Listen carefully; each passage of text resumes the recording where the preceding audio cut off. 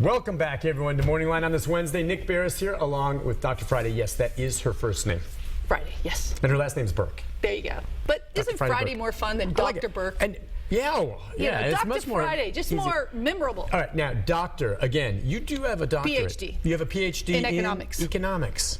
See, she really is very smart. She knows her stuff. How long have you been doing taxes? 20 years. Holy cow. Now, I can't be 23 any longer, can I? I just blew your bubble started that when you were 3 years old, right? I was a baby genius. All right.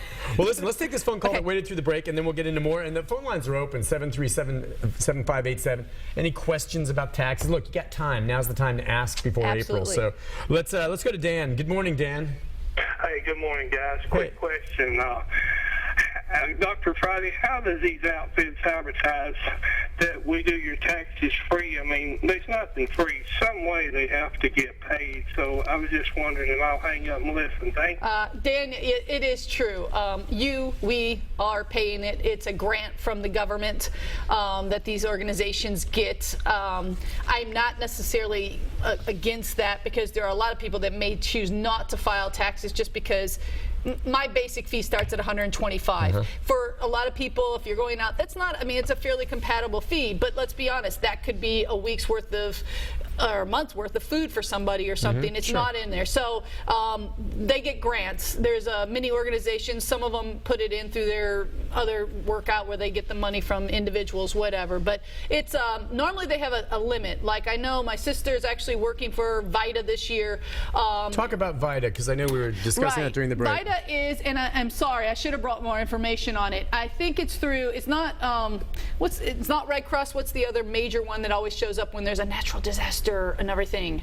There's two companies. There's Well, you're not talking about like when there's homes destroyed or something like that. Yeah, when they show up when there's a major storm, there's like two people, anyways. Red Cross is one, and whoever the other, Salvation Army. I think it is. I'm sorry, you're talking about charitable. Yes, charitable, sorry, my fault. And anyways, I believe they're part of them. It's called VITA. If you want to Google VITA, there is, I know the AARP, but they go up to $64,000. You can get a free tax return. I know Franklin, Williamson County has one in Franklin, and they have different places all over the Nashville area, certain days that they do it, and you just bring in your W-2s, your 1099-Rs. They even do small businesses. I would be careful. Most of these people are not necessarily trained. I'm an enrolled agent, which means I do taxes all the time. I'm licensed by the IRS to do representation and taxes. But if you got a basic tax return, guys, you really don't need that. You just need someone that knows how to put the information. So I would definitely look into it. I mean, I'm not trying to defer clients, but you know what? It's all about how much money you can keep in your pocket when it comes down to it. I appreciate you doing that. Now, I think it's important to note, and I've told you the story before on air.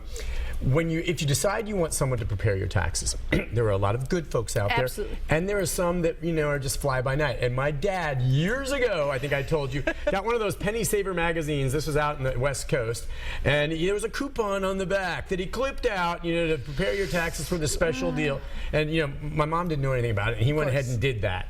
And then a few months later, we got audited, and my mom wanted to kill him. Where did you go? The company that did it, or whoever did it, wasn't even around anymore. It's like, you idiot. Yes, my dad was an idiot. All right. What was he thinking doing that? And he admitted it afterwards. He goes, what on earth was I thinking?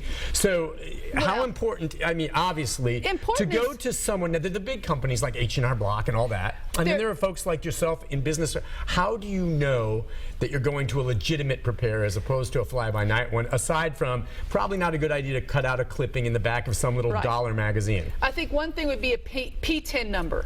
All of us have to have P10 numbers. What is that? So it's PTIN. It's a way that the IRS tracks preparers. It doesn't make a difference if you are registered, if you're just a tax preparer, depending on the number of forms you do. You don't have, we do hundreds of forms, so we have a higher. But when it comes to, you can actually go onto the website for the IRS.gov and type in that person's P10. Find out if there's complaints. Find out if they're even got one. So it'll be on there, because that's worth looking. I mean, can you check? Just like anything, there are good doctors, better doctors. There are good reporters, better doctors, or better reporters. So there's a lot of preparers. So someone can go on there and see if there had been complaints filed. Can you find out what else? It doesn't talk about how many of your clients have been audited. It won't talk about that. And that's not always indicative of a mistake on your part. Sometimes audits just happen, right? I mean, I've been fortunate. I think I've had 2 or 3 clients in 20 years, but that may, I mean, it's just the luck in some ways. Yeah, sometimes it's the draw based on the client. But it would actually mainly tell you what the client, I mean, what they're, are they in business, how many taxes they've done, mainly if there's anything derogatory against them. Okay. That's important because you don't want someone that's been in lawsuits to be doing your taxes. Why are people suing them unless there's been other issues? So and anyone calls our firm, we give out our P10 number. It's public knowledge. So if you actually want to check us out or anyone else, just call and ask them, and then set the appointment up if you need to. It's just that simple. And again, where did you say you can put the P10? IRS.gov, and then you can Google the part, and then P10. you can just type in and track it up. Raise your hand if you're at home and you'd never heard of a P10. Okay, I just learned something. That's great. I had no idea. It's on your tax return. I know, but I guarantee you, the average person watching, and they're smart people, did not know that there's a P10 where they can check on their tax preparer beforehand. Absolutely. And so would that include individual tax preparers, say working for a big company like, say, an H&R Block? They have to have a P10 on that. Whoever is the responsible tax person. So you might be going in, like VITA, for example, they may have an overseer that his P10 is the number that's on all the returns. He oversees the entire office for these people. So, but that's the person that's going to be responsible. That's awesome. That's who you need to be dealing with. It's very important because if a lot of people come in my office say, yeah, I went to this person, kind of like Nick's dad, that basically said, oh yeah, they came by the house, they did the numbers, they're a good friend. It says self-prepared on the tax return. That means they didn't put any information. That means there's no one responsible. Given, when you file those taxes and you sign your name, you are the bottom line. You're the tax preparer. And by the way, but you need someone that you can call and say, what were we thinking? What's the deal? What's happening? You need that. That's a great point. So the P10, knowing that that's out there, that you can check it. And by the way, then when you do go to someone legit, like you said, you've only had a small handful of audits over all the years you've done this, but I imagine you stand behind your work. Absolutely. So that if that happens, then free of charge, I assume, unless there's someone else's, you then handle the audit. Absolutely. Yeah, and that's what you want. We even paid the penalties. If we make a mistake, we pay penalty. We don't pay your tax bill. You would have paid it anyways. Yeah, right. But we've always paid the penalties. If there's an error that my firm makes, we stand behind those errors. There you go, and that's what you want. All right, let's go to Sam. Sam, good morning. Hello. Hey, Sam. How can we help you? Yes, I had a question about my teenage son. He just started a job this past year in the fall, and I was wondering how I was going to handle him on my taxes. I know he has to file taxes on his earnings, but I was wondering, because I basically take care of him. Sure. Do you claim him? Does that matter? How much does he make? Well, right now he's making about $7.50 an hour. What do you think his W-2 will be for? Excuse me, I'm sorry. How much do you think he'll report? 2,000, 3,000, 4,000 last year? Any idea? Well, he just started in the fall last year, so he probably made around $1,000 last year. Okay. All right. So what's going to happen is, if there is when the W-2 comes in, look in box 2. If there's a number in box 2, you're going to go ahead and file a tax return under his name, and on a box that says, can he be claimed by someone else, you're going to make sure you check that box, and then he'll get a refund for whatever's in box 2.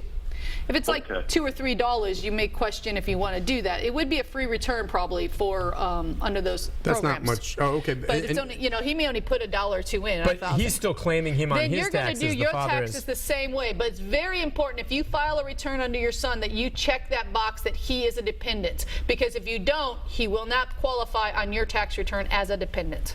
Okay. Okay? That's what I wanted to know. And I felt like this year I probably wouldn't have. I don't think he made enough to file this year, but I was thinking about in the future. Well, there's a test that basically, the first test is, did they make more than $4,000? The second part of that test is, are you providing more than 50% of their care? If he's a teenager, if you consider auto insurance that most parents have to make, sometimes help with the car payment if there is a car, home, utilities, food bill, medical, you're going to have a lot more than $4,000. You're going to beat the 50% care thing. So you just need to kind of get a rough idea of the household expenses at some point if he's making 6 or 7, and just make sure that you're still paying more than 50% of his care plus what he makes. Which allows him to claim it. Yes. I see. Hey, I hope that helps. That was a good question, sir. Thank you. Thank you for your time. Listen, as we go to the break, just wanted to ask you this. I do recall when I was in college at some point, I was applying for financial aid, and we determined that, I was working we decided for my folks to stop claiming me, and I became independent, so I didn't have to take their income into account, and it was legit. I was earning my own, and what I was living on and what I had was far less, so I qualified for more financial aid in the form of grants, loans, work study. And so, you know, how much of you can do that now. How much of an exemption do you get right now for claiming, like I'm claiming my 16-year-old son, and in a couple years when he goes off to college, we'll look at, do I save more by claiming him, or if he can be independent, should we do that? Yeah, it's just about, it's like $3,900. That's what they're, if they're 17 and under, you get the extra $1,000 of credit. So you get the exemption of around $3,900, which dollar for dollar, let's say you're in the 20% tax bracket, may save you about $700-800 on your taxes. Plus, if he's under 17, you get another $1,000. So at that point, there's $1,800, for example, your son would be taking off our tax return right this second. Which would be nice. But if I can realize that by being independent and me losing that $1,800, all of a sudden in the year he gets... turns 17, we lose the $1,000. So then we only have $800. There's no question it's not worth the headache. If they're making $7,000, $8,000, $9,000 at a part-time job, it may be a lot smarter to just say, no, I'm not going to claim the child, and let them start filing their own taxes. So when they go on to FAFSA or whatever it is, they then have the responsibility of getting their own grants and income. Yeah, and based on that income, they'll qualify for more than having to look at what their dad earns as a dependent. Yeah, because you can lose a lot. Take a break on that note. When we come back, more of your calls right after this. Now, the thing is...